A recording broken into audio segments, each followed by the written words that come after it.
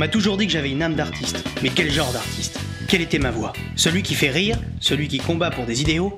Intrigué par toutes ces questions, je me décidais à me lancer en quête de réponses, quitte à faire le tour du monde. Mais avec pas un sou en poche, j'ai dû revoir mes exigences. Il me fallait trouver une solution simple, rapide et efficace, et surtout gratuite, pour arriver à mes fins. Pour commencer, je devais me laisser guider par mon instinct. Parfait, j'avais ce qu'il me fallait.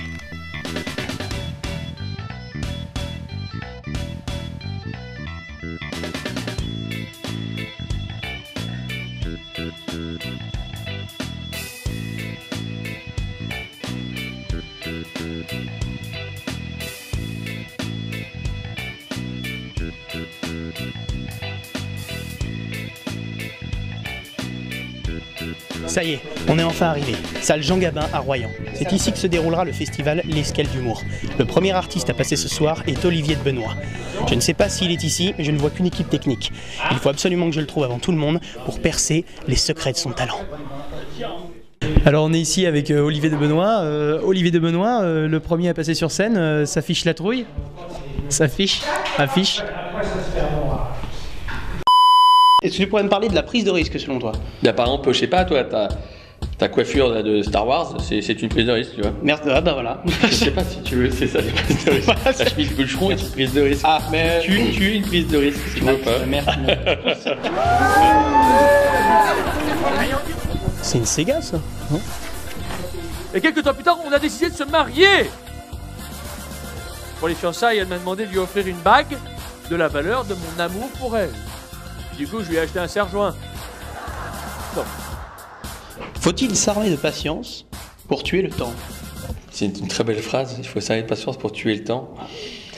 C'est... non, je pense à ma femme, là, tu vois, quand je pense à cette phrase, tu vois. Parce qu'elle prend du temps? Non, parce qu'il faut s'armer de sa patience, surtout. Tu vois. Ah voilà. C'est vrai que mais c'était sympa comme... Oh putain! Attends, je recommence. Je m'entends le cadre et je vais aller ici. Je pense à une carte pour ceci. Voilà. Ça va? Ça va nickel. Bon.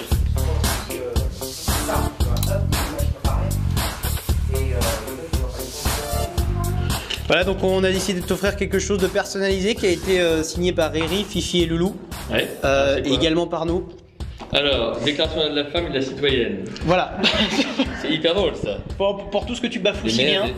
Déclaration des droits de la femme et de la citoyenne. Un tissu de mensonge. C'est vrai, c'est ce que j'ai quand je l'ai lu, j'étais outragé hein, d'ailleurs. Hein. La femme n'est libre et demeure égale à l'homme en droit, les distinctions sociales ne peuvent être fondées que sur l'éthique. D'accord. Ben, je vais lire ça et je vais faire une synthèse. Voilà. Est-ce que tu as un post-it? Parce que je suis en froid avec ma femme. Hier soir au lit avec elle, j'ai tenté une Vladimir Poutine. Rentrer dedans sans demander.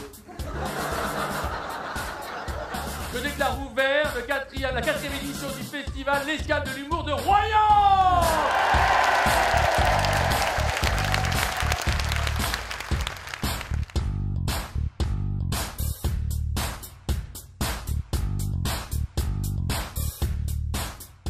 Je suis ravi Non, Jean-Marc Bégard est un type extrêmement sympathique, on se connaît un peu, et c'est un type extrêmement sympathique et je respecte énormément les gens qui sont encore là après 30 ans de carrière. C'est-à-dire que dans une génération de jeunisme, d'éphémères, de génération Kleenex, d'avoir des types qui 30 ans plus tard sont encore sur le devant de la scène, si tu veux, physiquement et en même temps artistiquement, il faut avoir encore quelque chose à dire, c'est son cas. Donc voilà, une carrière à Bigard, j'apprends tout de suite.